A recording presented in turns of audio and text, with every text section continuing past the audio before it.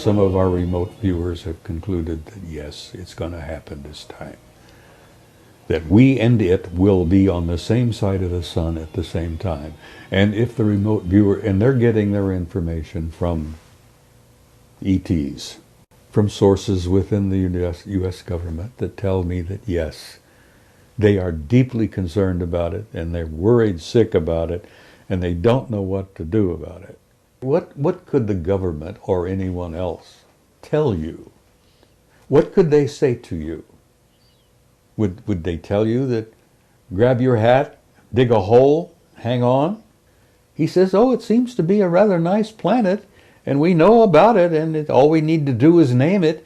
And then bless his heart, you know, he had never had a heart problem, but within a year he was dead with a heart attack. Incredible race of humans, does have a future, and it is in the stars. Mm-hmm. And we are going out there to reclaim our rightful place. It's kind of amusing considering that the last time we met, I told you it was to be my last interview. And here I am again, and you know, how can I explain that? We have gotten the most incredible response to your interview. I have to say, it's actually been the most popular of all of our interviews. Well, and nice I think to hear. there's a reason for that. Well, thank you. I think that in many ways you put yourself on the line, and you actually embody the curiosity that was like rampant in all of us. And you did it at a time when, and in the military no less, and you broke rules, and you kind of stuck it out, and you're just, I don't know, a one-man disclosure project as far as I'm concerned. Well, thank you, Carrie. That's very kind of you to say that. But let me explain something. I was a normal human being for a big portion of my life. You know, I was a career military and no-nonsense kind. I wore a crew cut. When I learned what I learned in 1963, 64, 65, it changed my life. It changed my way of thinking, and I became obsessed with what I had learned. And over the years, I've learned so much more. And as I may have mentioned to you earlier, I learned a little bit, I wanted more. You know, talk about an addiction. When you start learning some things about a subject that is so profound, the more I learned, the more I wanted to know, and the more I wanted to know, the more I learned, and the more I learned, the more obsessed I became. And you talk about losing a paradigm. My old paradigm literally crumbled around my knees. You know, the world that I thought I lived in, I learned was not the world that I lived in. And the reality that I looked around and thought I saw was not the reality that exists. Mm-hmm. That much of what we see is an illusion. It's a result of our own illusions. We humans sometimes, rather than face reality, we create a little world of our own. You know, we get up and go to work, we raise the kids, we buy a house, buy a car, take a vacation, go on about our lives, try to save money, put a little in the bank for the kids' college, and live a normal life. And then I learned that there's no such thing as a normal life. That the world that exists is not at all what we think it is. And the more I learned, as I said, my old paradigm crashed around my knees, and I'm sitting here in front of you as a human wreck, you might say, you know, as to what I used to be. Because I lived in a world that was kind of cut and dried. Oh, you know, do this, do that, you pay your bills. It's not that way at all. Well, let's cut to the chase here, because you have come forward, actually you contacted us, I'm going to say, and said, you've got something new to say. You've got something new to tell the people. And I know you're going to be speaking at the Bay Area conference, and this is amazing. And let's find out, what is it that's new? What is it you're willing to? You want me to divulge to you my great revelations, which I'm planning to speak about at the conference, right? Absolutely. And you know, this video will not be edited and out there before the conference, so you don't have to worry that we're not gonna ruin it for the viewers of the conference. Well, there's lots of little tidbits that are kind of interesting to me. I hope they'll be interesting to the people at San Jose. It's been my experience that the people who attend those conferences are pretty wide open, open-minded. Mm-hmm. As I jokingly used to say when I speak there, it's like preaching to the choir, you know, mm-hmm. because they're a different group of people. Well, I'll give you a tiny tidbit, which I found interesting.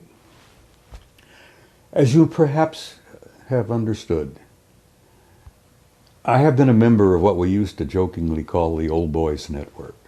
I've been a member of it for over 40 years. And when we created this group, it was made up of military types primarily, all ranks, all services.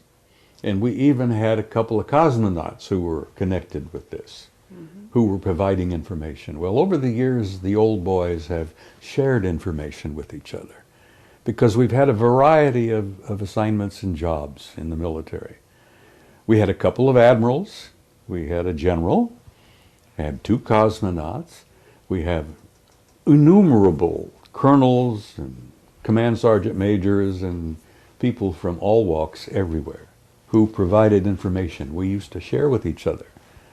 And some of us have been in very sensitive positions and had access to very highly classified material, and we've been very open about sharing that with others, which kind of kept us going for a long, long time. There aren't a hell of a lot of us left.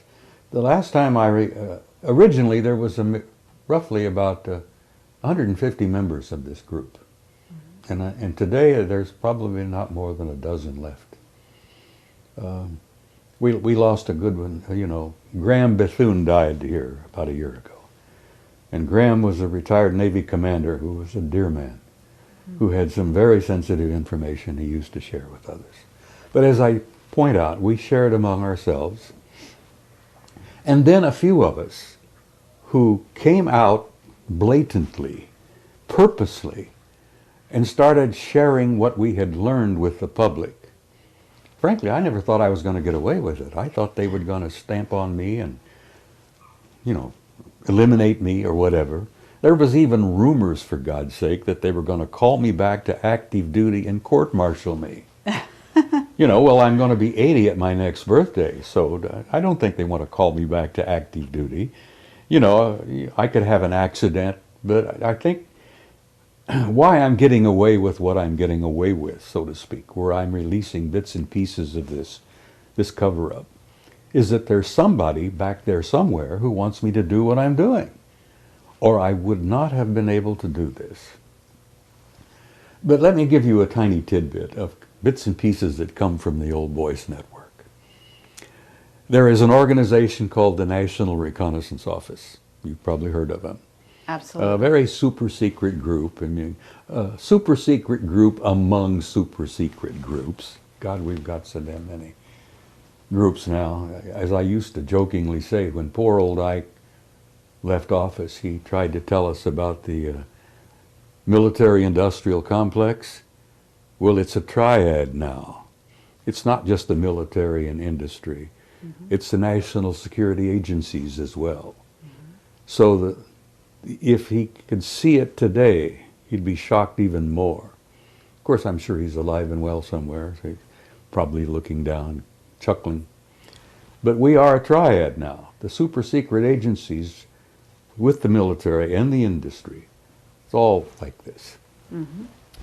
But anyhow, there are people who I think want this out. We've known for years that among the in crowd, whoever the hell they are, and no one really has ever been able to put our finger on it. We've been able to grab a couple of them from the old Magi group, the wise men they called themselves. The Magi, you've heard them referred to as Majestic 12. Well, they're a lot more than 12 now. Anyhow, I'm getting away with sharing bits and pieces and tidbits which intrigue me because I think somebody wants some of this out. But the story I was going to share with you is that in the National Reconnaissance Office, about, I guess, 4 or 5 years now, they had for a number of years a series of satellites called the Keyhole system. You've heard of it? Yes. Keyhole. Oh, it was super secret and probably the very best satellite system in the world. Mm-hmm. Well, they probably made it even better now. They could supposedly read a postage stamp from space. Well, there were some intriguing questions being raised by a number of people about what was known as the Ararat anomaly. Are you familiar with the Ararat anomaly? Mount Ararat, Noah's Ark. Okay.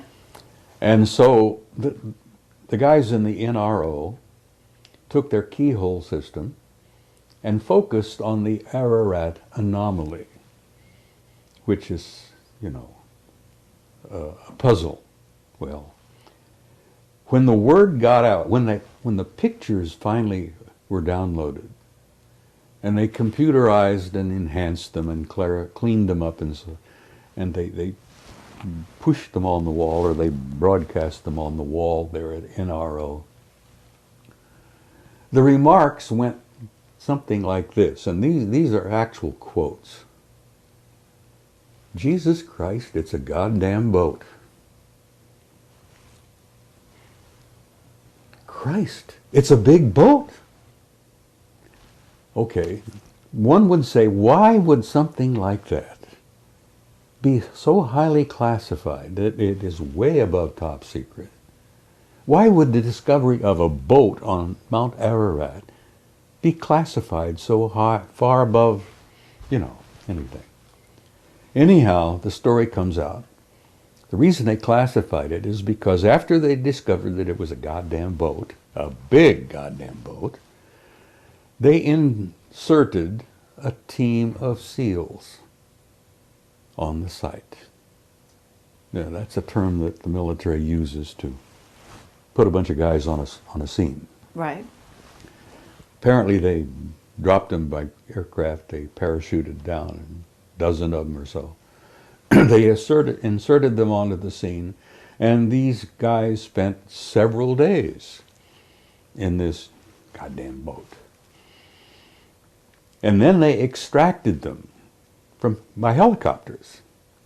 And when they extracted them, the guys brought with them some anomalous artifacts, which have never been described or named.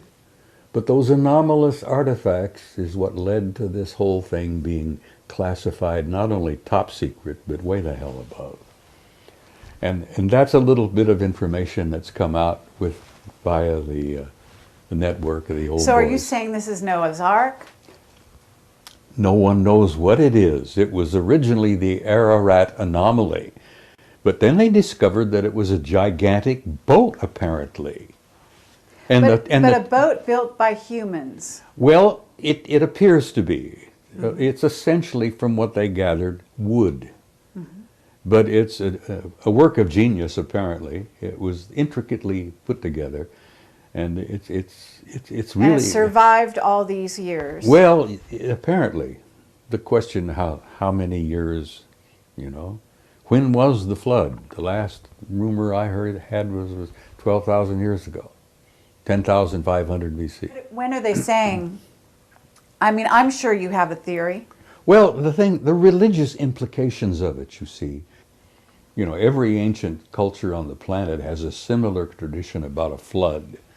And I'm sure there were many Noahs, so to speak, wherever. But the idea that this particular thing is so theologically sensitive that some yo-yo back there at NRO decided to classify it, and then they sent the SEALs in, and the SEALs brought back artifacts. Well, there you are, you see. What could they have possibly found in this big wreck that is so sensitive? question arises, I don't know the answer to that. Hopefully, if the old boy still stays alive a few years, we might find out. I find that interesting, and I share it with people because it gives you an insight into that bunch of nitwits back there that classify everything. Bill, go ahead with your question about Mount Ararat, and then we're going to move on from there. I think it was Charles Berlitz who wrote a book, now this is purely from memory, which was called The Great Ship of Noah. And he published a bunch of photographs. These photographs are on the internet, of something that looks like a ship on Ararat. And there are two versions of this from what I've heard. One is fairly low down, and which is an enormous thing that looks like a whole lot of ship's timbers. And there are persistent reports of another object that's much higher up, way above the snow line, quite close to the summit. And I wonder if you could say which of these, if either, has been picked up by the Keyhole satellites and analysed. And when the seals were inserted, did they carbon date the wood? Well, I'm sure they must have, but I haven't got any information on that. My guess is, Bill, that the seals were inserted on the one on toward the top, up above the snow line. That's the indication that I got, that that was the one that they went in, they landed, they dropped, they parachuted in. Spent a number of days up there, apparently. But what they brought back in the terms of anomalous artifacts is the thing that intrigued me. Why would they classify it so far above top secret? But that bunch of nitwits back there, and I've known some of them over the years. I've worked with some of them. And I think they are a bunch of damn nitwits. You know, there's no damn reason why they've classified so much. What year was this when the seals were sent in? About 5 years ago, from what I can gather. Really? Yeah. That's bizarre. Well, the Keyhole program was really big in the late 90s. Now, I'm sure they've got satellite programs that are even better now. We've got civilian programs that are so damn good that the Department of Defense will often go to the civilian contractors and buy photographs taken by civilian satellites that are outstanding. So it leads you to suspect maybe how much better could be some of our DoD satellites. Right. You know, they have classified Lake Vostok. They took it away from JPL, who was monitoring it, and, you know, with satellites and all. You're familiar with Lake Vostok in Antarctica? No. Oh, no. Oh, God, that's a sensitive story in itself. Under the ice in Antarctica, there is a freshwater lake, deep, deep down under the ice. That's 100 miles long, about 50 miles wide. Fresh water. The temperature in the damn lake is about 65 degrees, which is pleasant swimming, you might say. But at the end of Lake Vostok is what's known as a gigantic mass con, a mass concentration of metal, very similar to the mass cons they discovered on the moon. Gigantic circular-shaped metallic objects deep under the ice at the end of Lake Vostok. Highly classified. JPL had it. National Security Agency took it away from JPL. It's one of the most sensitive things in the world now as to what is the anomaly at the end of the lake, the mass concentration that is so easily picked up by satellites. Another top secret, you know? The common folk, you're not supposed to know that. Right. Why? Well, you can't handle it, you see. The implications of it are just too vast. Well, tell me this. Do the Chinese know it? Oh, I'm sure they do. As you may know, the Chinese now have gone into space in a big way. It never gets into the newspaper, but the last I heard, the Chinese have a satellite orbiting the moon, taking lots of pictures. Well, I'm hoping that the Chinese publish a lot of those pictures, because our own NASA people took many, many pictures. The Army took thousands of pictures under the Clementine Project. Are you familiar with Clementine? I've heard of it. It was not a NASA program, it was an Army program, Department of Defense. They took thousands of pictures. They've only released a dozen or so. They took pictures all around the moon, backside, bottom, top, everywhere. Well, are you in touch with Richard Hoagland? I know Richard. He's a good friend. Okay. So you know some of his recent research? Well, I read his recent book, which is dynamite. Uh-huh. Okay. He, So he- you know he- about the secret space program, Oh, yeah. and you know about the von Braun and the Nazis and what's been carried over to the U.S. Oh, honey, it's political bigger system. than that. Okay. Well, Much but bigger. when I raised up Richard Hoagland's information and Mm-hmm. the stuff that he's bringing forward about von Braun, the Nazis, you know, paperclip, and you're saying it's much beyond that. So It is. where are we going with well, that? our original space program was all the product of the Nazi Party. Without von Braun and his crew and the paperclip program, I don't think we would have gotten to the moon when we did. We certainly wouldn't have beaten the Russians. Because the Russians grabbed their crowd. They also went into Germany and grabbed a bunch of scientists. And then the Russians have a tremendous scientific program of their own. You know, they didn't need Nazi scientists. They would have eventually done it on their own anyhow. But one of the biggest secrets of all is the secret space program, the fact that NASA is, it's like Blue Book used to be. I think it's a public relations front. Right. Yeah. Blue Book never handled the real good stuff. And everybody knew that, except the common folk out there, who were diddled regularly and never told the truth about anything. But the big secret seems to have been for so long is why are we keeping classified the enormous facilities on the moon? And they're not ours. Whose are they? Well, that's a good question. I can tell you flatly who they are. Okay. You familiar with the term Anunnaki? Absolutely. All right, well, you really have to understand Zecharia Sitchin's work to really grasp where we stand today in relationship with this group of intelligences, and I'm not speaking of one, there are several. The last I heard, there were 4 different groups we were relating with. The Anunnaki are one, and there are others. Okay, this is very interesting. Can you describe the Anunnaki that first of all, have you had exposure to them face to face? Me? Yeah. Yes, I've met some face to face. Okay. Now, whether they were the Anunnaki, I don't know. Okay. Well, The ones I've run face to face were typically human. typically human. I mean, they could put on a suit, tie, a dress, blue jeans, T-shirt, Okay. walk in our midst, and you would never know. And they weren't 9 feet tall or higher? No, the ones I've met and the ones I've seen aboard the ships are not that big at all. They're just like us. Uh-huh. So we're dealing with 4 different groups that I've concluded, my own personal view. Okay. Yeah, you might talk to Jim Sparks and he might tell you there are 8 or 10 or a dozen more. You know, I don't know. I can only tell you what little bit I've learned over the years. There are 4 different groups that I've encountered, and they're all humanoid. One group is completely human. And not all of the Anunnaki are 9 feet tall. They were human enough that we are related to them and they're related to us. And that lovely little story in chapter 6 of Genesis is quite true.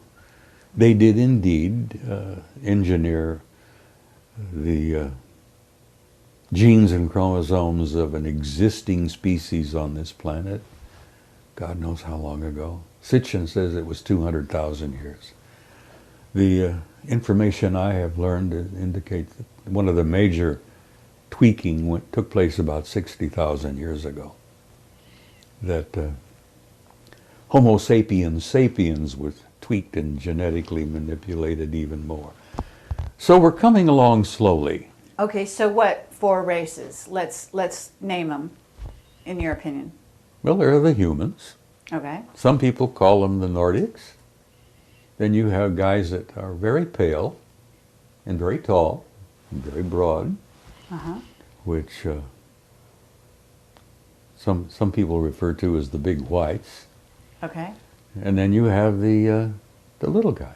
The Greys, and then the Anunnaki. So Yeah. those are the four you're familiar with. And not all of the Greys are an evolved species. Some of them appear to be what they used to use.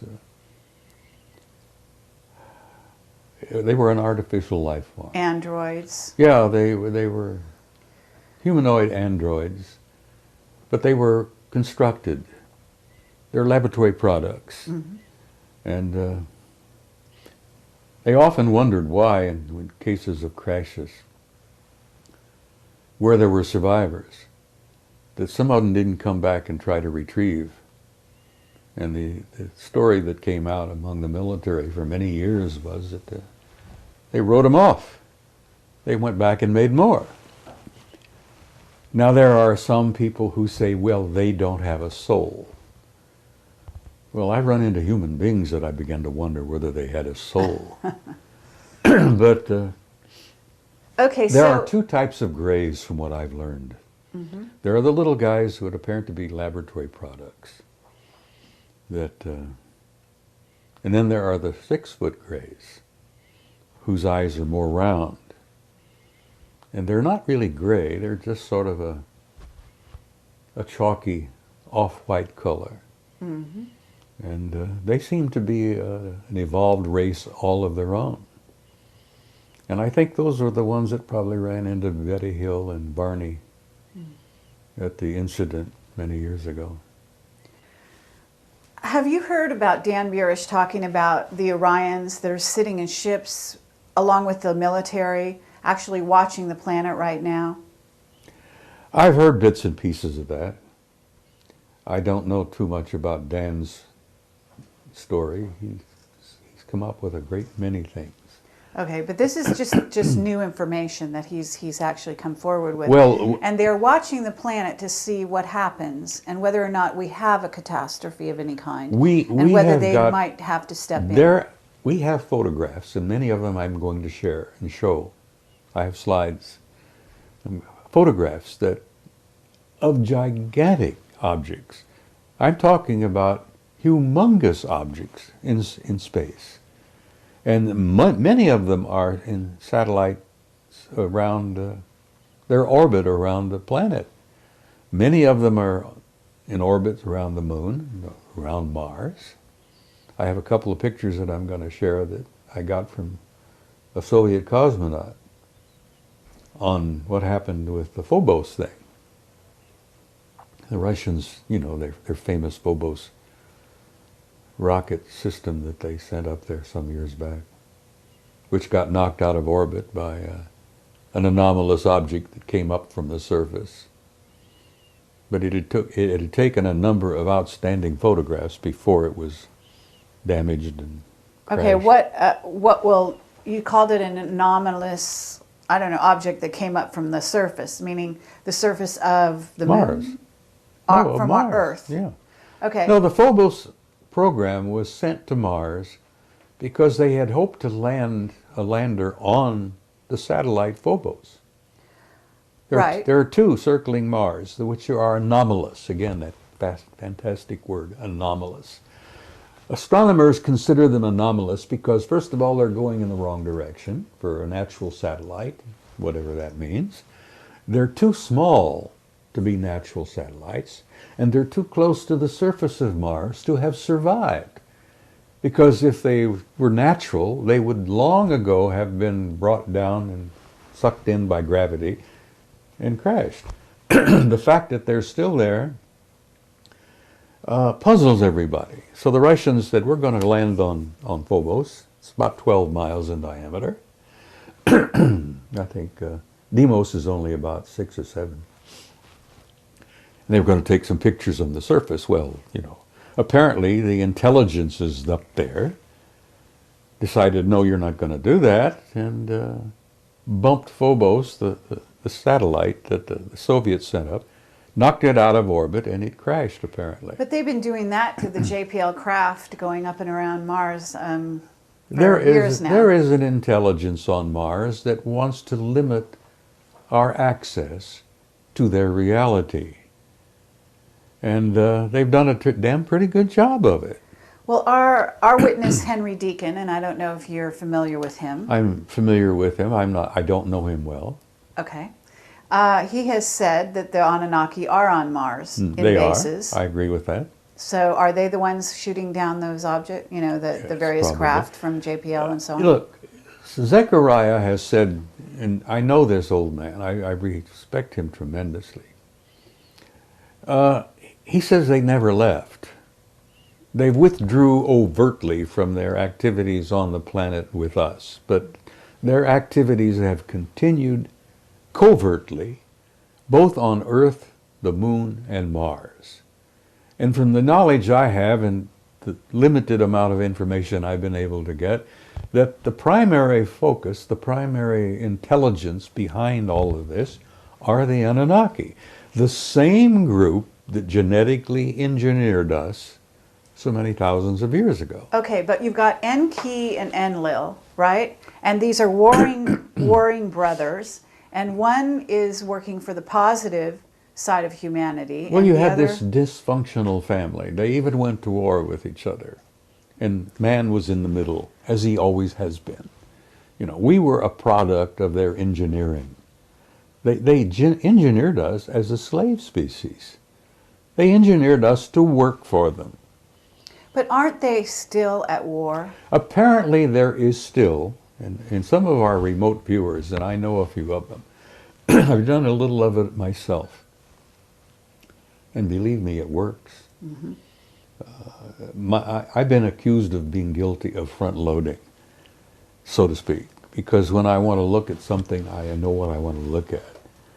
The military originally trained their guys to not know what they were looking for, and then they would download, you know, compare and such.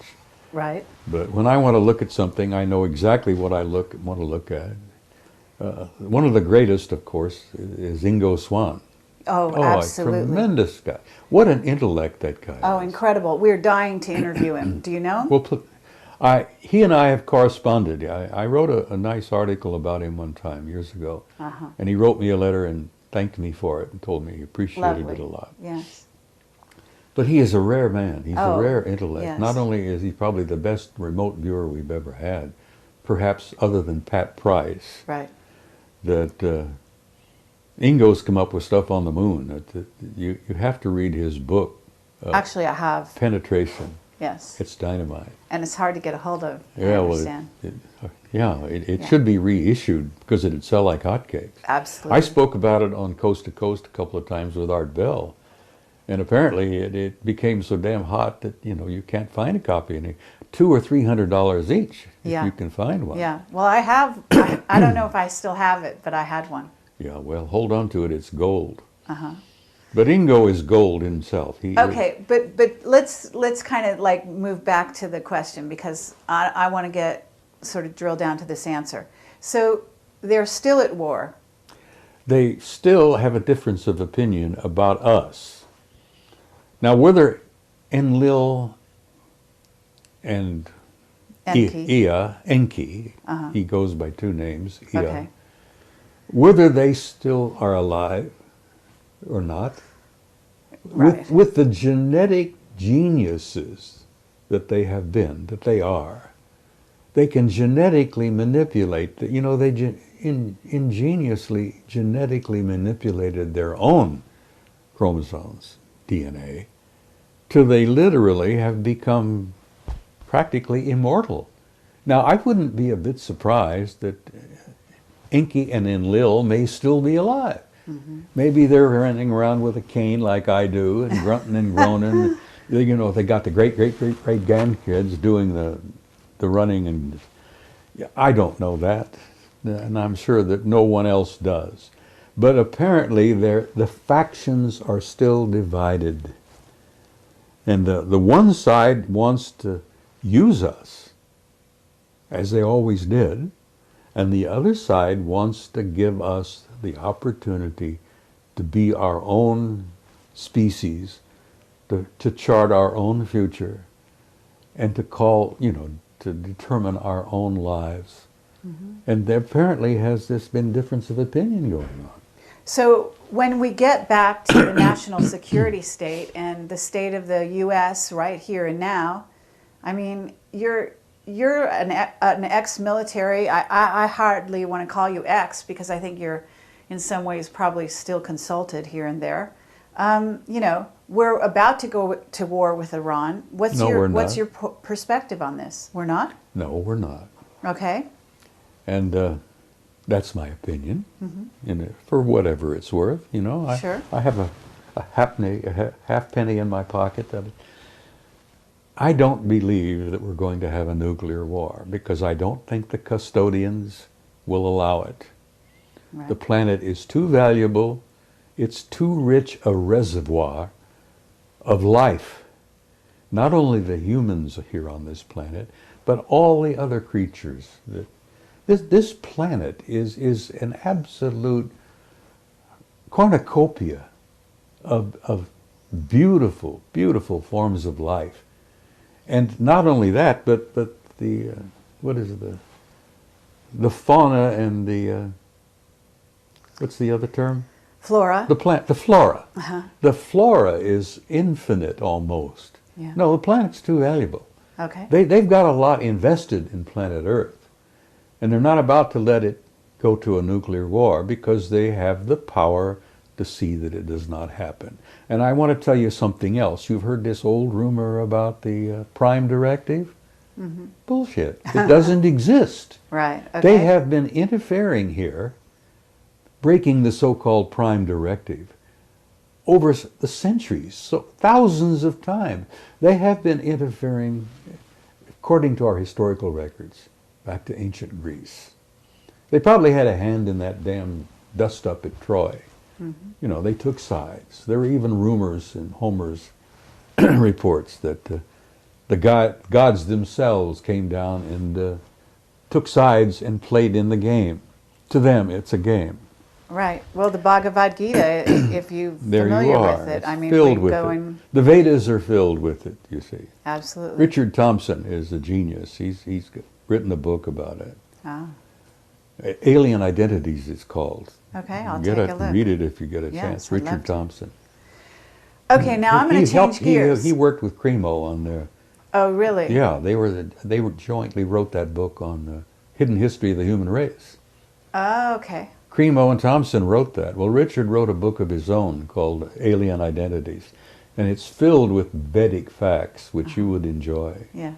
But the history's pretty clear.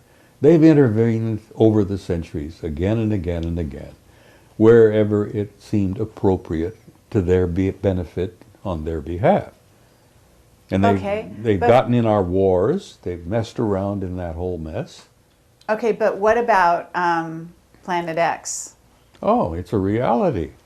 Yeah? Yeah. So what are they going to do about that? Well, apparently they are concerned about, you know the story. According to Sitchin and according to the Sumerians, it's a reality. Well, our astronomers apparently have concluded that it is indeed a reality. For almost a century, astronomers have been concerned and interested about what they called an intruder that seems to come and go from time to time, and they can measure it by the perturbations and the effects on other planets.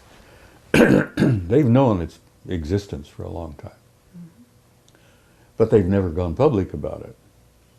Well, in the early 80s, the JPL, the guys at Jet Propulsion Lab. Propulsion, used to call it Jack Parsons Laboratory, Yes. which I think is probably where the original JPL came from, Yes. because Jack Parsons established it. Anyhow, they sent out a couple of Pioneers satellites back in '82, just to try to determine if there was some truth to it. And the Pioneers apparently came back with data which said not only yes, but hell yes. And the Pioneers concluded, the Pioneer satellite data concluded. So, wow, astronomers were troubled by that. Whew! Could this thing be real? And well, what did they do? They sent out what they called an infrared astronomical satellite. I think they called it IRAS anyhow, and this was done in '83. They sent the IRAS out, taking infrared pictures all around the ecliptic, above and below. And apparently IRAS got 2 giant positive responses that yes, the 12th planet, the 10th planet, however you want to call it, yes, it's real. And that's when the lid slammed down. So it's out there, it's on its way back in, right? According to the Sumerians in Sitchin, apparently it is. And if you're a student of history, as one of my majors, its last pass was 1600 BC. The Sumerians and Sitchin and all of those say it has an orbit of 3,600 years. Mm-hmm. So as like many of us, I count on my fingers and toes and figure out, well, 1600 BC, it has an orbit of 3,600 years. Wow, it's due. Well, apparently it is. So now, why are they keeping this a secret? Because you're an expert on secrets. Listen, every time Nibiru would make a pass, it was not always devastating. It would depend on whether the planet Earth and Nibiru were on the same side of the sun at the same time. Mm-hmm.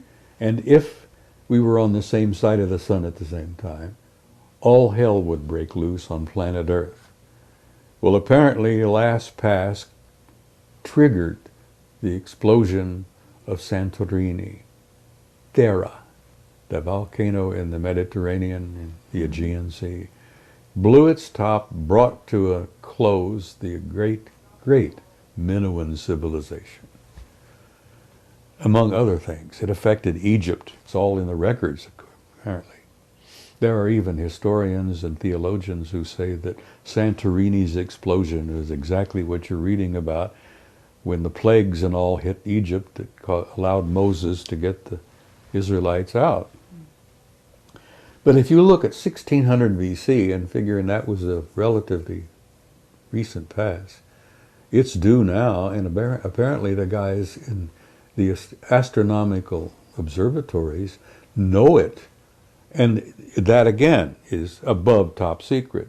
Let me give you a tiny example. For a number of years ago, there were 2 brilliant guys working at the Naval Observatory in Washington. Tom Van Flandern is one who I hope you've interviewed. No, but yeah, please continue, and we'd love to do He's that. no longer with the Naval Observatory. The other one was the chief astronomer at the observatory, a brilliant man by the name of Robert Harrington. Right. And Harrington gave an interview to Zecharia Sitchin a number of years ago. I think it was 91 or so. Mm-hmm.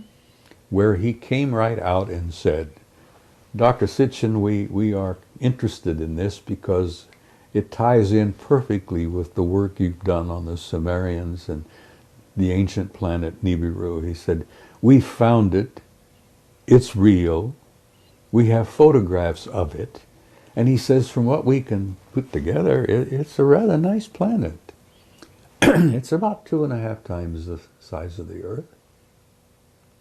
Apparently it's heading toward the system, the center of the system. We've concluded about everything about it except that we haven't named it. And Zecharia spoke up and he says, it's already been named.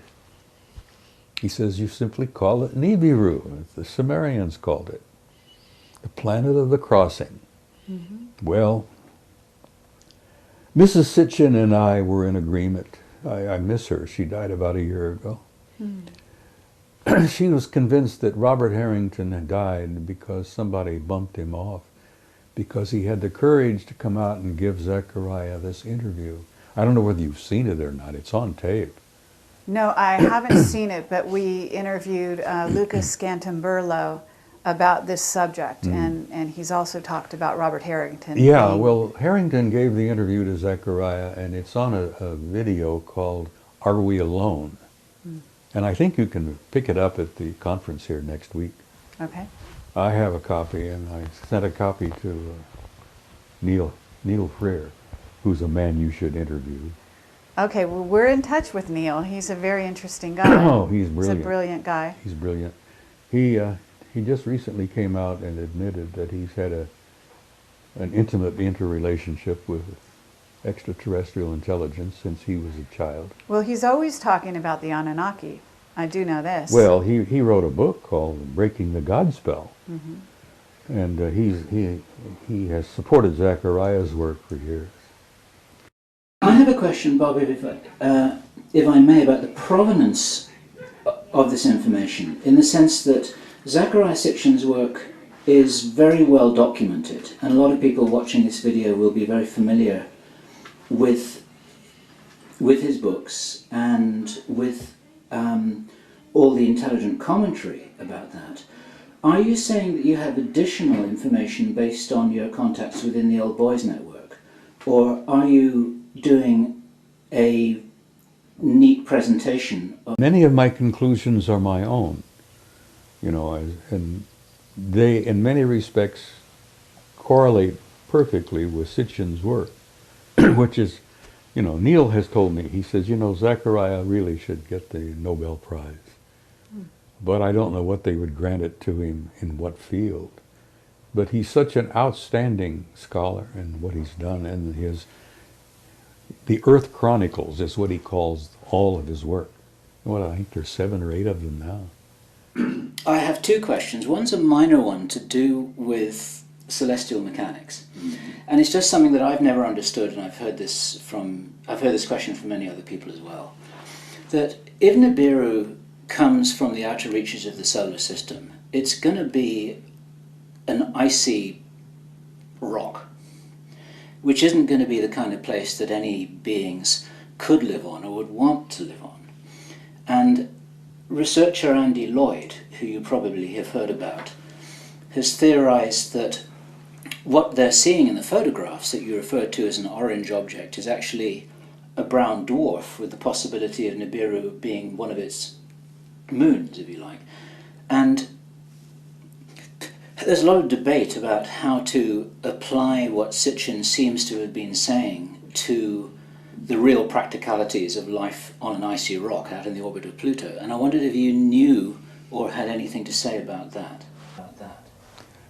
No, it's not an icy rock. And yes, when it makes its long journey out and back, it gets so far away from the sun that the sun is probably no more than a little tiny prick of light, a little tiny pinpoint. And if you would think that it would be naturally icy cold. No, apparently the planet, like many planets in the system here, generate its own heat. It has in its core a generating heat system very much like our own. We have a system within the core of this planet that has been described as a thermonuclear reaction, very similar to the sun. Now, most of the life and all of the bounty and all of the beauty of life on this planet comes from our going around this beautiful sun. But I don't think Nibiru is an icy rock. No, I think, first of all, that it probably generates enough of its own heat, and I think they probably did indeed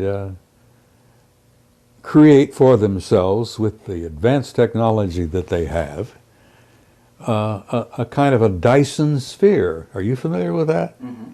You know what?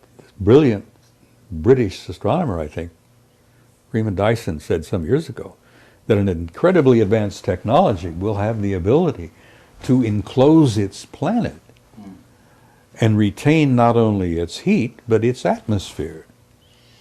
And I suspect that the Anunnaki have done that to Nibiru, and they probably did it, good enough, hundreds of thousands, maybe 1 million years ago. So the planet, I think the color from it, the dull red golden color is a result of that envelope of gold shell that they've created. They've created for themselves a Dyson sphere around their planet. And I suspect that any advanced technology will ultimately do the same. Simply because it makes sense. It's a practical thing. But if they had that degree of engineering capability, why wouldn't they just live on Mars instead of hurtling through the solar system? Well, they weren't the original occupants of Mars. Okay. They used Mars as a way station.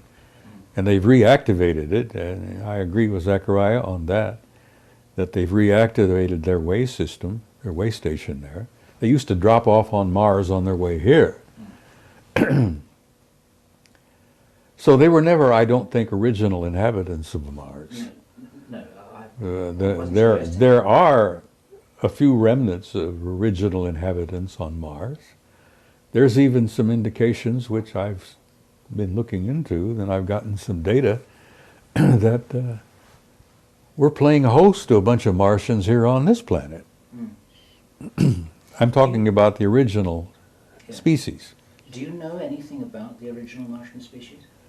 Or have you... Other than the only thing, I've talked to a couple of remote viewers who've apparently been able to come face to face with them, so to speak, and they ended up looking a lot like American Indians. Okay. And I may have met a Martian, but I've known so many strange people in my life. And sure, I mean, I understand this well enough to know not to laugh at a comment like that, that's for sure. So, that, believe it or not, was meant to be a minor question. I have a more major one, something that I thought you might want to talk about, or maybe I had misunderstood you a little earlier on, I think, in a conversation that Kerry had reported with you. Some serious researchers, Linda Howe, Jim Mars, quite a lot of other people, are really suspecting that there may be a hoaxed alien invasion as a kind of major celestial 9/11 event in our skies. You're talking about a false flag kind of False situation. flag, yes. And if we were to pull that off, if any of our idiot nitwits back there think that they could pull that off, I think they'd make absolute damn fools of themselves, because I don't believe it would work. I don't think you can do that when you've got the real power out there that wouldn't allow that to happen. not so much an invasion, but a big display in the sky to create fear and to make people easier to control. Carol Rosin said that she had always been told by Werner von Braun many years ago.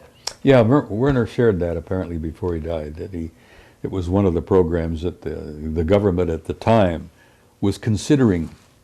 You know, they've had these little plots they've been working on all the time. This war, that war, the stock market crash, this, that, you know, all these little magician things that while I'm showing you this hand, I'm picking your pocket with this one. They may have had that in mind at that time, but I don't think they're thinking of it seriously now, because I think that our so-called powers that be, which is a joke, are in such close relationship and collusion with the real power that it would never work, that they would never allow it. It's like they're not going to allow a thermonuclear war. Yeah. There's too much valuable real estate here. Not just this rich gold mine of human genetics. What a ripe reservoir we are of genes and, God, the whole species, plus all of the other fauna and all of the other flora. This is a valuable planet. And they love it. They own it. We've never owned it. We just live on it. They farm us, so to speak. God. Charles Fort was right, to some degree. We are property. And we're going to remain property until we reach a point where we can literally stand up and say, all right, we're going to do this now ourselves, and prove it to the universe. We're dealing with a universe filled with life, and most of it is so far beyond our own. I used an analogy one time, and I said, they look upon us like we look upon headhunters in New Guinea. Now, you've seen the films, you know, History channels and all the rest. They're naked, they're running around with these stupid things on their penises and, you know, bones through their, whatever. Pathetic, sad, primitive, savages. They're not to be feared. They're not to be abused. They're to be nurtured and cared for.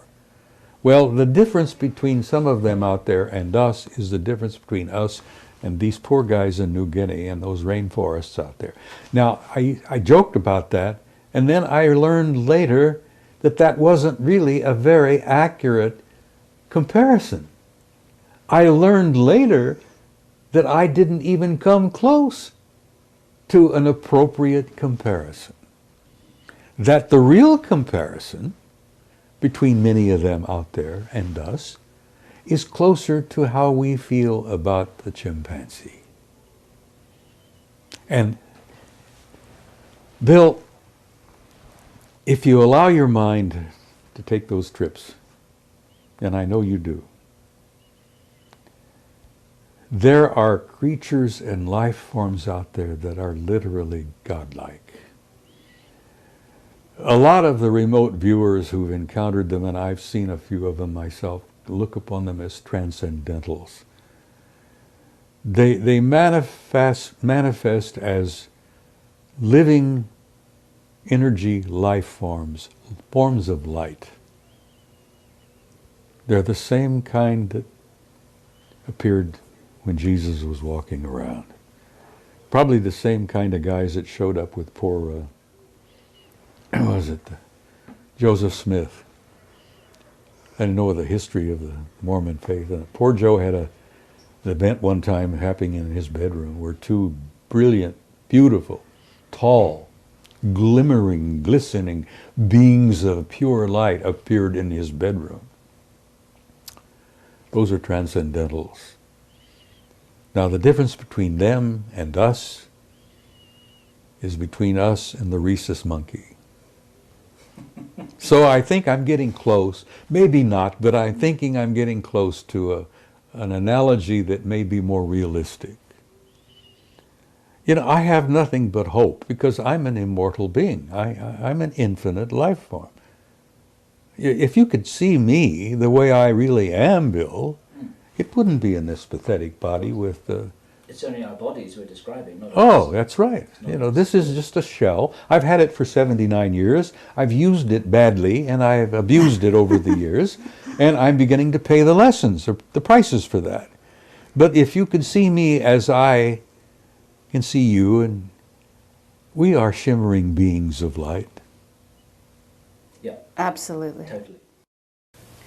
Well, okay, I have a question for you because he's got a book out called End of Days. Yes. And in that book, he actually talks about Nibiru and the return, but he doesn't say that it's actually going to happen now. He says he thinks it's about 2060. That was his estimate. Okay, and so where does this information that you have and 2012, how do we put this all together? Because I'm going to say something about what you're telling us, because it's clear that you're something of an intelligence analyst yourself. You certainly have an incredible background. You can cross-correlate and so on. But you also have some insider contacts, and you also have contact with Anunnaki, as you said, all right? So where are you getting your information, and are they saying anything specific about what's happening 2012? Because I'm not so sure about Zachariah's conclusion. It's 2060, but apparently it could be before that. The Department of Defense is quite concerned about it, that there are entire sections of the Defense Department that are working on that subject particularly. The big question is, are we and it going to be on the same side of the sun at the same time? And some of our remote viewers have concluded that yes, it's going to happen this time. That we and it will be on the same side of the sun at the same time. And if the remote viewer, and they're getting their information from ETs, and much of my information from this same source. And yes, we're in for some bad times. And we're talking about while we're still here on the planet, because I don't know that we'd be alive during 2016. Well, I don't know whether I'll still be here or not. You know, I'll be 80 in March, and you know, I've got a ticket out of here. Right. I've got it stamped. I've got it paid. But I'm 9 years beyond my warranty as it is. No, but I think you're going to live quite a while. So we've got this interesting thing going on, and we have a huge crackdown on anything to do with Planet X. It's Yes. been made the laughing stock. It's an amazing thing. Oh, the ridicule is. I think it supersedes even the ET ridicule. Oh, it does. It does. I think it's been so strong, and it actually has come, I would say, from the Vatican. Mm-hmm.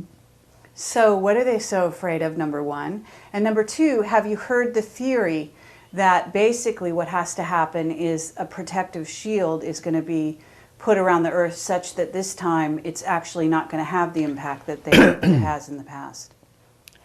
I've heard that rumor in passing. And the technology exists to do that.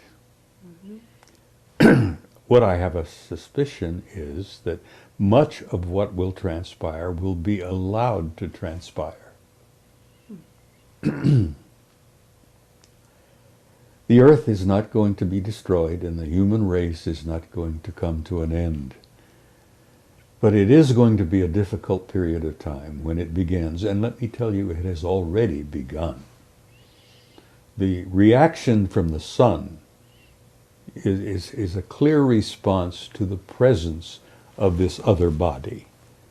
Now, this other body has already been photographed by telescopes in southern Chile and in New Zealand. I had asked Marcia to dig into her files. I had an article from a good friend who publishes a magazine in Rome. And Adriano, I don't know whether you know about Adriano Forgione, brilliant young man. Yes. Anyhow, he has connections with the Vatican. He has good friends who are Jesuit priests and astronomers. And the Vatican is concerned about it. Anyhow, Adriano sent me an article including 2 photographs that have been taken of Nibiru already.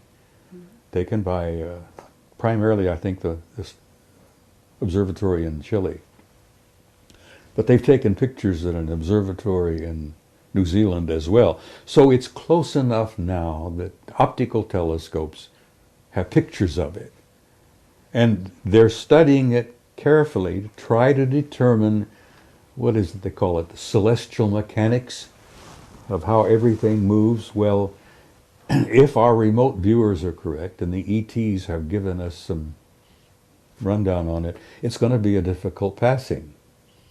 Because we and it are going to be on the same side of the sun at the same time, and that means all hell's going to break loose. Now, they have the technology. We're talking about not only Anunnaki. There are intelligences out there that began 1 billion years ago, then they have technology that puts them in a category of what Kaku would call a Type 3 civilization. Mm-hmm. So that a Type 3 civilization has the technology to mitigate the passing of Nibiru. Now, whether they do that, as you say, put a protective shield around it, Nibiru has done that for itself. They have a protective shield around their planet, which is why in the photographs it comes out as kind of reddish gold. And apparently that's why they came here for the gold in the first place, because they were losing their atmosphere, and they needed to seed gold particles in their atmosphere to keep the atmosphere from, they go on a long trip out there. Okay, but the Anunnaki are here, you're saying, and yet the Anunnaki are supposedly on Nibiru as well, or what are you thinking, or what's your sources telling you about this? The civilization, the Anunnaki civilization, is on the planet. But the Anunnaki are on this planet as well, all over the damn place, under the sea, at facilities that we know about, inside Mount Hayes in Alaska, inside Mount Perdido in the Pyrenees. There's one right in the middle of Australia, which is near Alice Springs. And what's the facility out there? Pine Gap. Pine Gap, yes, thank you, my friend. Pine Gap. And that happens to be the R&R facility, according to the remote viewers. What's R&R? I'm sorry. Rest and relaxation. It's what we used to call it in the military. The R&R facility for who? What, the Anunnaki? For the ET Really? and the Anunnakis, yes. Pine Gap. And they're dealing with human beings. They need rest and relaxation. But anyhow, the rumor is that Pine Gap is primarily an R&R facility. Have you been there? I've been to Australia. I haven't been to Pine Gap, no. Would you lie to me? Sometimes, maybe, but not right now, no. Okay. No, I haven't been to Pine Gap. A lot of my work has been a result of analyzing and sifting and evaluating the work of others. That's what an intelligence analyst does. He takes data from a variety of sources, but I have some information that I have been provided from sources within the U.S. government that tell me that yes, they are deeply concerned about it, and they're worried sick about it, and they don't know what to do about it, because we don't have the power to do a damn thing about it. Is the estimated date, as best you are given to understand by your sources, in the next few years, rather than Sitchin's estimate of 2060? Well, let me tell you something about, you're talking about 2012?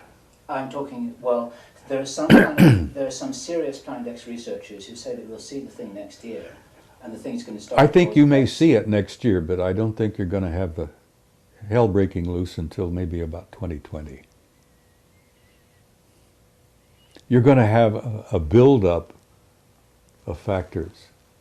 It's not going to happen all of a sudden, just like that. You're not going to go out the front door and all hell's breaking loose. You're going to see a series of events taking place involving our geologic structures. You're going to have increased volcanic activity. You're going to have increased sunspot activity. We're at a low right now. But you're going to see tremendous sunspot activity. You're going to see tremendous geologic activity. The Ring of Fire will probably erupt. Now, these are all going to be clues that all hell is coming, You're going to have storms. The cyclones have been getting worse, and the hurricanes have been getting worse. And you're going to having hurricanes showing up in places that they really haven't troubled us for a long, long time. So you're going to have a build-up, not slowly, but a consistent build-up of geological and weather and sunspot activities. And you're probably going to, the estimate that I've heard from people who have studied it is about 2020. Okay, but we have heard that Sitchin, as well-meaning as he may be, is working for the government. And my understanding would be is that they don't want this information out. So they're doing everything in their power to make sure that it's ridiculed, as we've observed. Carrie, what could the government or anyone else tell you? What could they say to you? Would they tell you that grab your hat, dig a hole, hang on? Would anything they say? Is that what the underground bases is all about? Well, I have always had the conviction, and I've put this together over the years, that the so-called elite, the creme de la creme, when they're self-designated, you know, they have been preparing for chaos for years. It initially was initiated by the thermonuclear threat with the Soviets. Underground, fallout shelters where we could go. We have our own air conditioning. We can have our own food supplies and our own water supplies. That was a program that began that I worked very closely with when I was with FEMA over the years. I've been in underground facilities you wouldn't believe. Mm-hmm. And there are facilities everywhere that are not known. I mean, there's a big facility right under Fort Huachuca here in Arizona. I mean, a massive one. Never come out. I'm telling it now, but, there's a deep, deep, massive underground facility under Fort Huachuca. They're all over the place. And I went to a Department of Energy school at Camp Mercury in Nevada. That was the first time I visited Site 51. I may have shared that with you. Mm-hmm. Anyhow, I went to school in 79. Department of Energy school on radioactive emergency disaster response, anyhow. So you went into the underground base at 51? No, I talked to the guys who built some of them. I also took a bus ride over the pass from Camp Mercury, which is the atomic test facility there. I went into Site 51, Groom Lake, from the rear. And it was no big thing, just a tremendous facility there. Most of it was underground. And the hangars... So okay, first they reacted to the Soviet threat and all that, and the nuclear It'll build war. up slowly, and it's already subtly begun. And they don't want to talk about it. No one wants to share it. I mean, look, for God's sake, the lid they've kept on the reality of ET activity on the moon and Mars. Mm-hmm. Oh, with the ridicule factor and the lid coming down, and I think Mendelberg did lose his life because he said too much. He says, oh, it seems to be a rather nice planet, and we know about it, and all we need to do is name it. And then, bless his heart, he had never had a heart problem, but within a year he was dead with a heart attack. When Ike met that crowd at Muroc, which is now Edwards, right, in 54, uh-huh. He met the Anunnaki. Mm. Poor Ike, not long after that, had a heart attack. Mm. It was more than he was able to deal with. The shock of that reality took a toll on him. Hmm. And that's one of the reasons why the Brookings report reached the conclusion it did. You can't tell those poor folks out there all this. They couldn't handle it. Well, BS, they can handle it. Damn, human beings can handle anything. I mean, I have to agree with you. We've gone through hell over the centuries. If we could handle Attila the Hun and Adolf Hitler, we can handle anything. We've been designed to handle anything. We haven't been designed to live very long. But then again, there's another story there. Right. Where did you think that this tremendous outpouring of knowledge on the double helix, our RNA, our DNA, and all of that has been coming forth?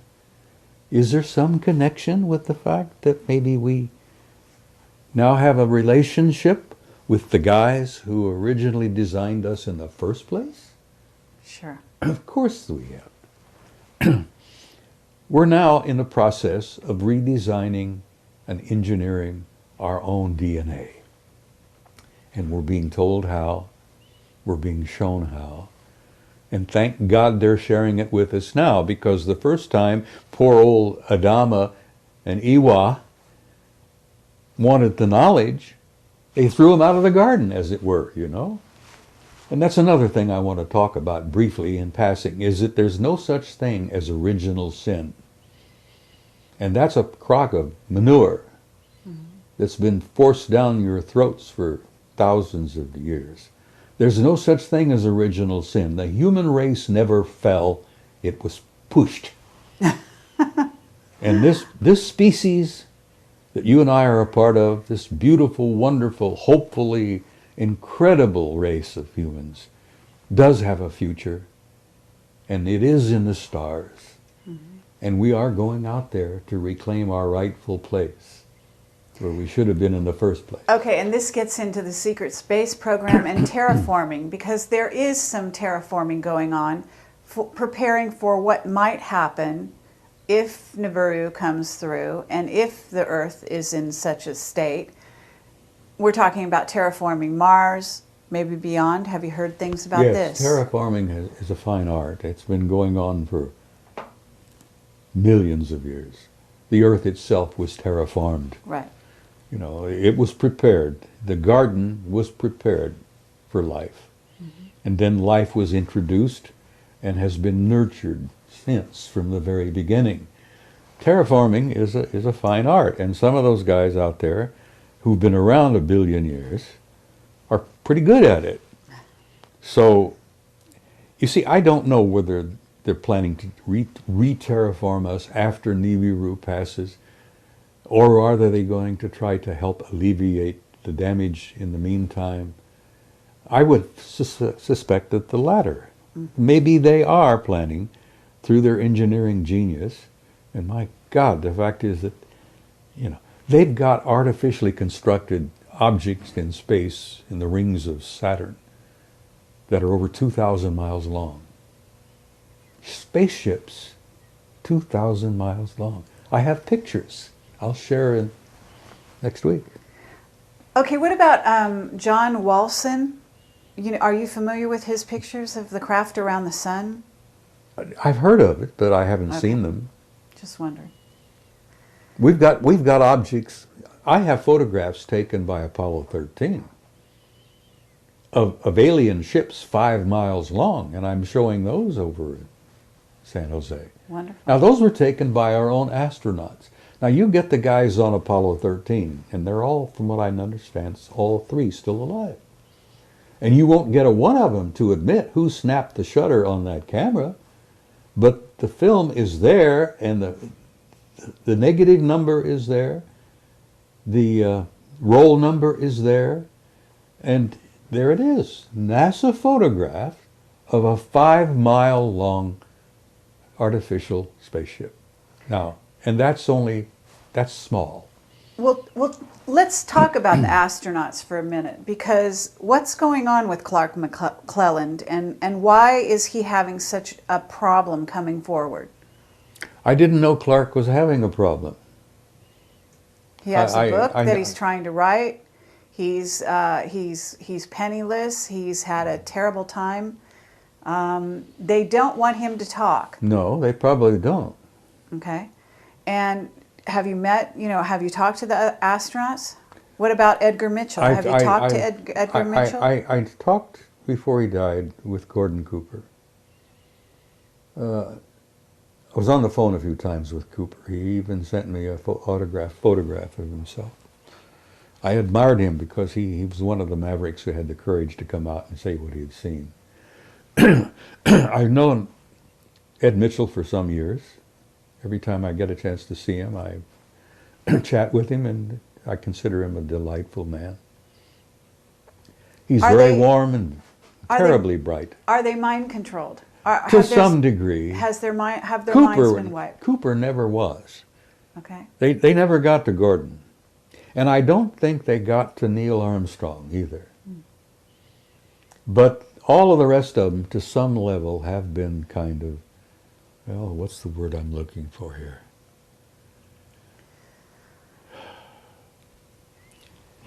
They have been conditioned not to speak. And in some cases, they may have been hypnotically affected to not remember. Dark mission, Hoagland says, and the evidence is pretty clear, that they hypnotically debriefed, is what they call it. But supposedly they were hypnotized to help them enhance their memory and to recall and apparently some of them had been hypnotically advised not to remember certain things. As much as I admire Ed Mitchell and respect him, tremendous, wonderful guy, he has admitted publicly in front of other people that his time on the moon, walking on the moon, was kind of vague. He can't recall everything. And of course,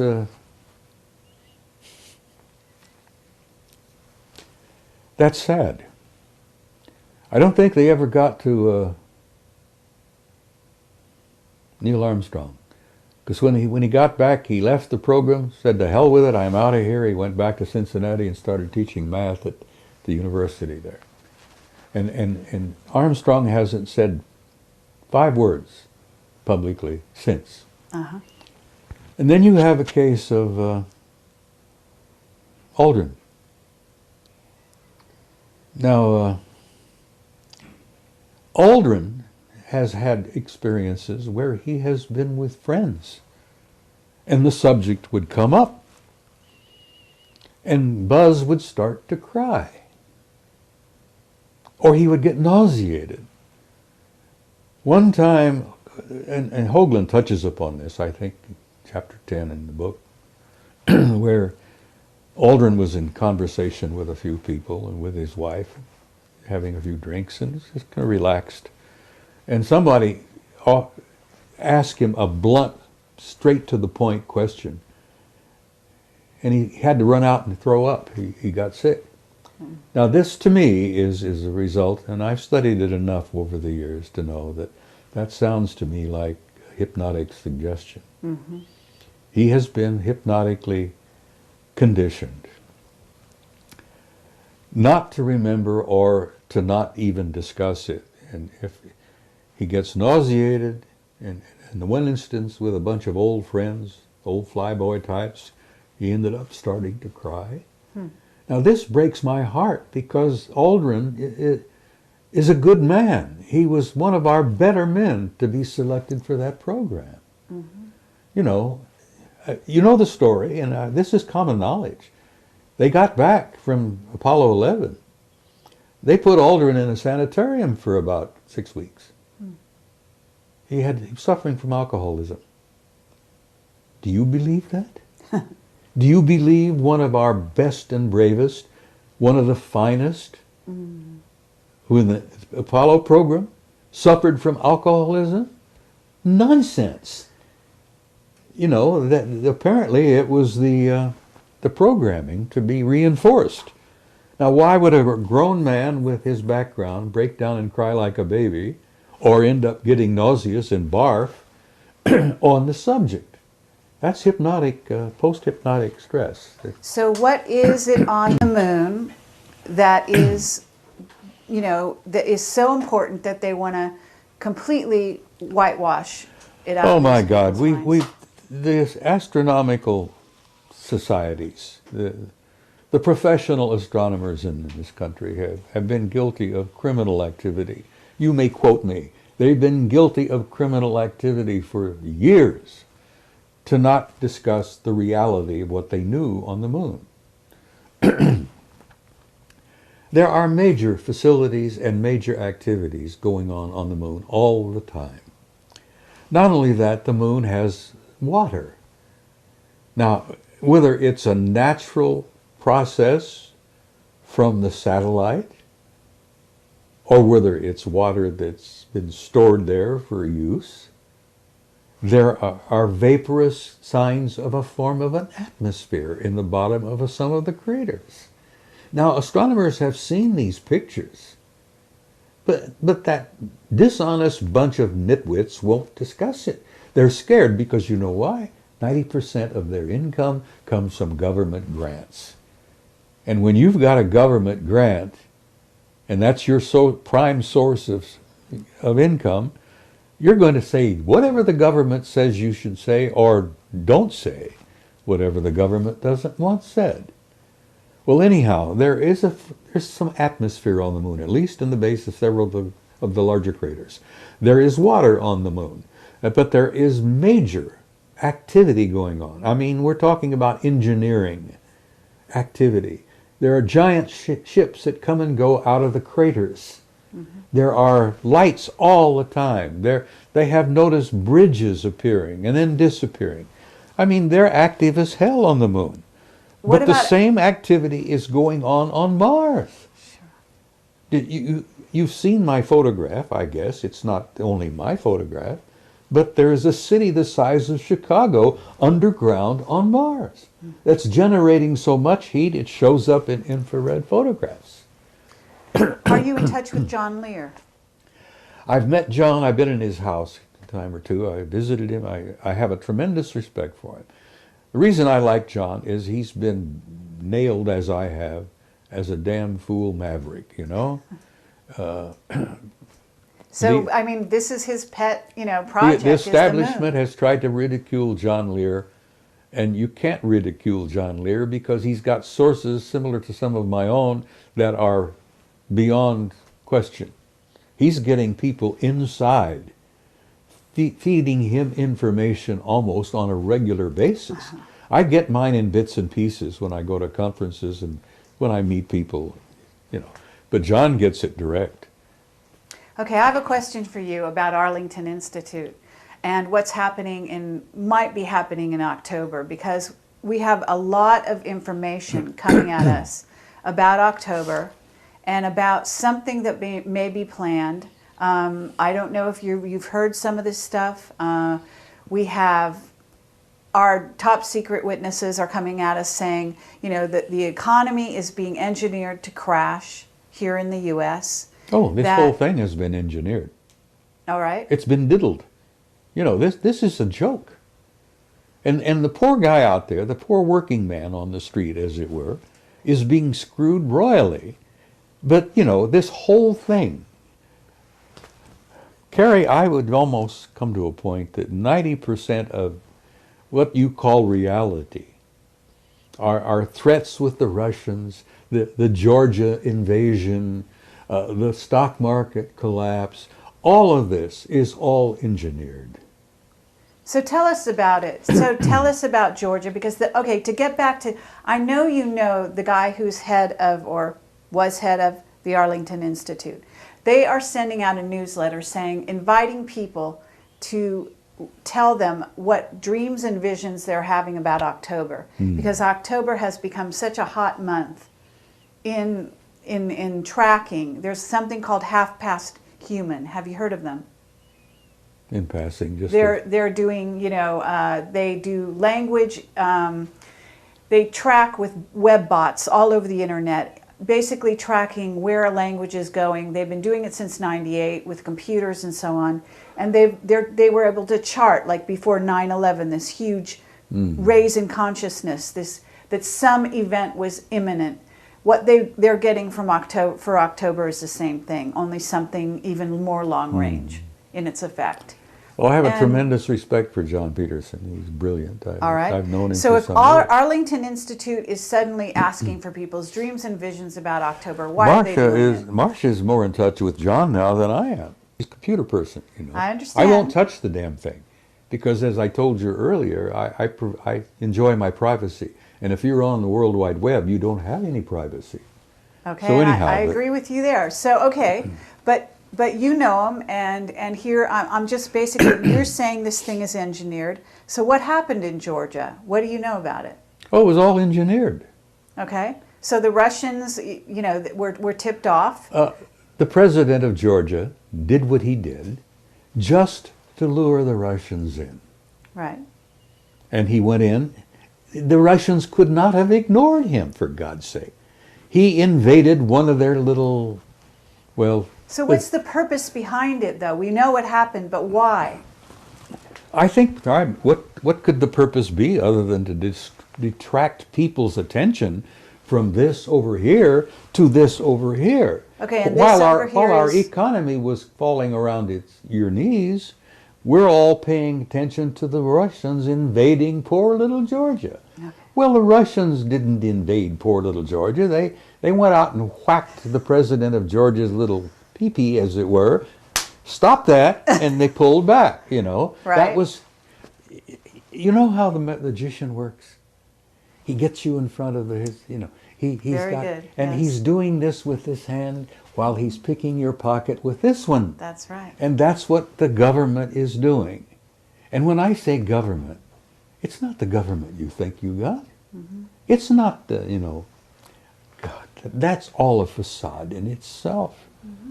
The government we've got is probably being totally run by the Anunnaki. Because there is a power beyond power that's pulling the strings. Right. They call them the Illuminati, but there are guys above the Illuminati that are really in power. Okay, but we're told the Vatican is behind a lot of it, and that, in other words, the Vatican is behind what's going on in the U.S., that there's a plan, and you've got the Anunnaki. This is not a positive plan, okay, to take down the Well, U.S., they is it? think it is. Do you think it is? Their ultimate idea is, yes, a positive idea. Okay, what is it?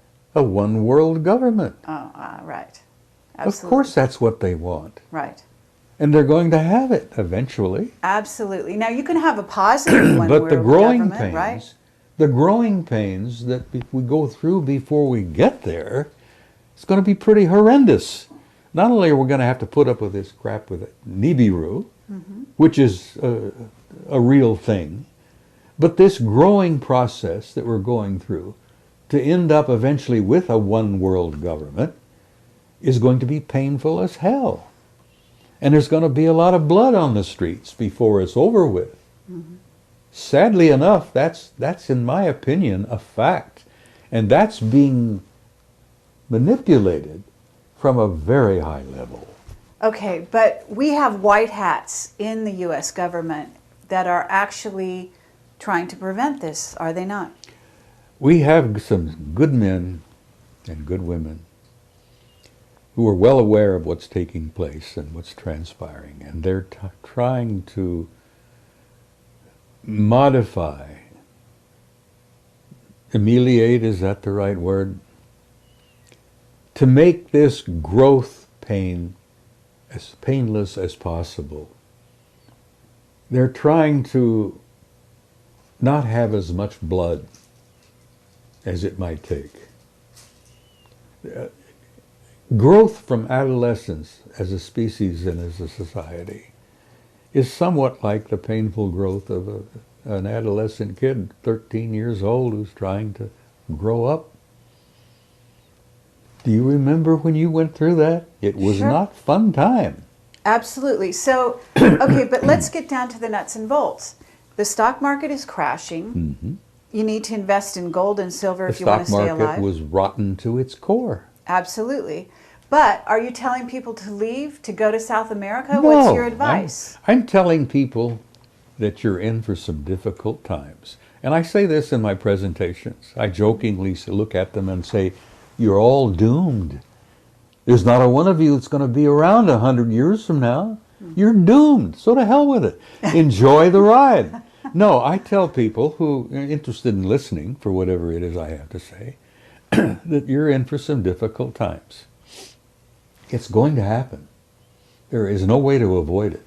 We cannot go on as we were because some of our systems were rotten to the core. And our banking system, the insurance programs, all of that, stock market, Wall Street, those guys were absolutely rotten. The housing industry? The housing industry, that was bound to fail. You talk about a bubble, it was bound to fail. It had to fail. Well, I'm glad it failed. Hope to hell that they learned something from it. Now, Okay, but are we talking about martial law in the United States? I mean, what are we talking here? you're talking about a time when you may have martial law. It's only one step away. You know that the authority has been given to the president to declare it. Right. Congress gave that authority to the president years ago. I've even lost track of how long it's been. But anyhow, all the president has to do, whoever he may be, and that doesn't matter much anymore either, because one nitwit is very much like the other. You have a national emergency, and it's declared. Right. Boom, martial law. You declare a national emergency, which has not been declared yet, Right. but we're right on the edge of it, Right. and you're going to have martial law. Okay, and but you're we gonna- don't have an election, right? Well, you're thinking about an October surprise. I have no idea. I'm asking you. Well, I don't know about that. I'm not sure it'll happen in October. I suspect it may occur within the next year. But I don't know. I haven't had any dreams. My dreams have been pretty fascinating recently, but none of them have been terribly troubling. And I know this is all happening. It's going to take place. It's inevitable. It's been orchestrated. The Illuminati do exist. They are in power.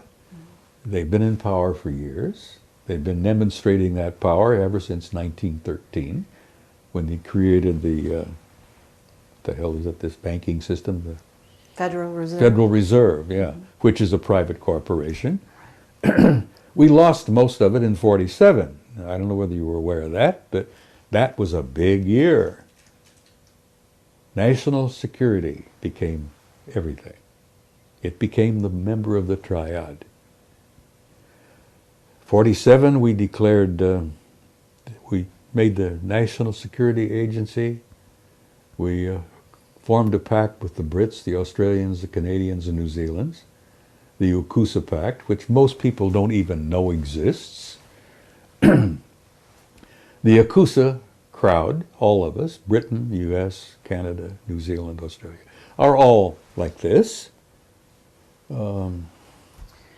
Whoever's in the White House and who's ever at Buckingham Palace, it don't matter. All right. The power behind the scenes has been running this damn thing since 1947. And Ike saw it, scared the hell out of him. He met the Anunnaki, that scared the hell out of him. So they're pulling our strings now like they always have. Okay. So what's your solution? What would you tell people? I mean, in facing the future, in trying to reinvent the future, certainly Marsha's working with people to become enlightened, to She's doing apply. a tremendous amount of work to help people make this transition. Carrie, we're not just going through a transition, we're going through a transcendent transformation, literally. A transcendent transformation. We're going to come out of this thing when it's all over with, totally different species. We're not going to be the same people we were in the past. And that's good. And it's going to hurt, and it's going to be painful. And I tell people, and I've said this repeatedly, don't get too uptight about it. You've been through hell before, you're going to through a bit of it again. But once it's over, once you've made that transition, we're going to have, hopefully, a new world, a new future, a new beginning. And I think that's the end of the great year that we're going through. We're going through the end of a 26,000-year cycle. And I tell you, 2012 don't matter. First of all, Christ was born 7 years before. And this is a fact. And if you don't believe me, get Sir Lawrence Gardner, who's probably one of the best historians we've got working today. Lawrence Gardner's got the facts. Jesus was born in 7 BC on the 1st of March. Now, if you want to count from his birth, like we supposedly have been doing, add 7 years to 2008. You end up with 2015. That's pretty close to what 2020... So you're saying we're actually in the year 2015 now? No, we're in the year 2015 right now. Right. So Yes. that means that Nibiru, when you say it's coming in 2020, is actually due in about 5 years. Probably. So we're looking at 2013 by our calendar. Well, no later than 2017. I'll throw 2017 out, Okay. and you can take that to the bank. 2017. Now Okay. that that'll give or take a year or two, because the celestial mechanics, they haven't really worked it all out yet. We've got computers you wouldn't believe, but they're still trying to feed in some of the data. So is one of the remote viewers, you're in touch with Ingo Swann? I haven't been in touch with Ingo for some time, but Carrie, I've been doing some remote viewing. Right. I've even had a couple of out-of-body experiences. Mm-hmm. I've been doing a lot of meditating.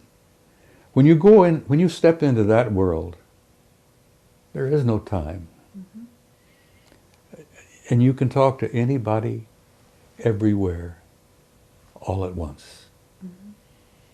And now, that sounds silly to anyone who doesn't understand what I'm trying to say. Mm-hmm.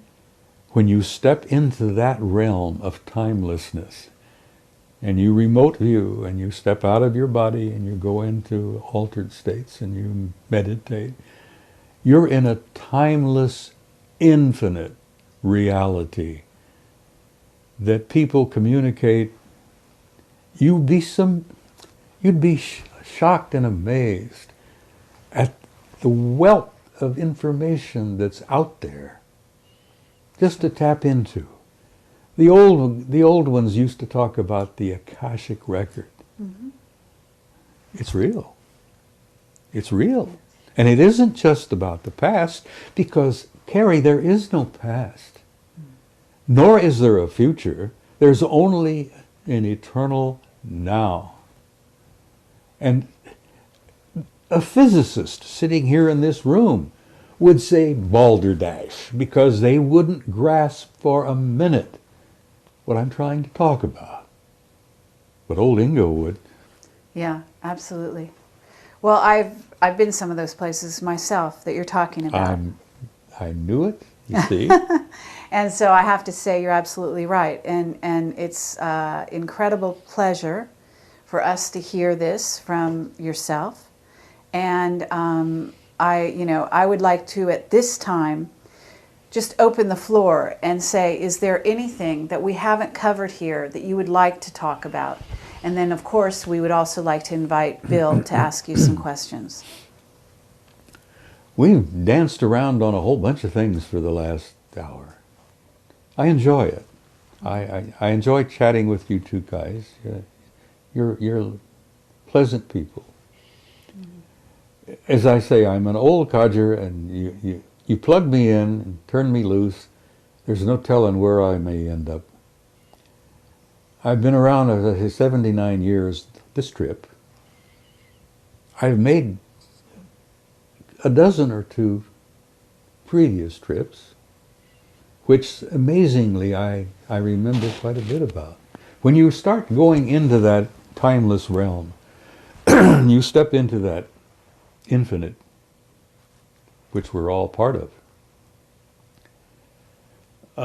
Memories of other lives come flooding into you sometimes. Mm-hmm. Oh God, the things I've seen, the things I've done, the places I've been, this life are kind of shocking. The things I've done, the places I've been, and the lives I've lived before are beyond belief. I'm not boasting. This is not a boast. Mm-hmm. But I'm an old soul. I've been around on this planet a long time. And I amazingly remember it. Some of the memories I would rather not remember, because they're painful. Mm-hmm. Hell, I have memories of Sumer. I knew the Anunnaki back then. Worked with them. I was one of their products. I know them now. And I don't have any fear. And in bringing this to a close, I would like to say to whoever is watching, get rid of the fear. You have nothing to fear. You are an immortal, timeless being who has an infinite future in a glorious universe. that's so filled with beauty and life that we on this little tiny planet couldn't begin to grasp. But I say to people, don't be afraid, for God's sake. Gather around you those you love. Spread that love around. And go into tomorrow with courage. Because you've been through a hell of a lot worse before. So be hopeful, love one another, and have courage. And that's really all I have to say. Well, thank you, Bob Dean. It's really an honor and a pleasure. Thank you, Carrie Cassidy. I enjoyed every minute of it. I'm 79 years old. What do you mean, hold that thought?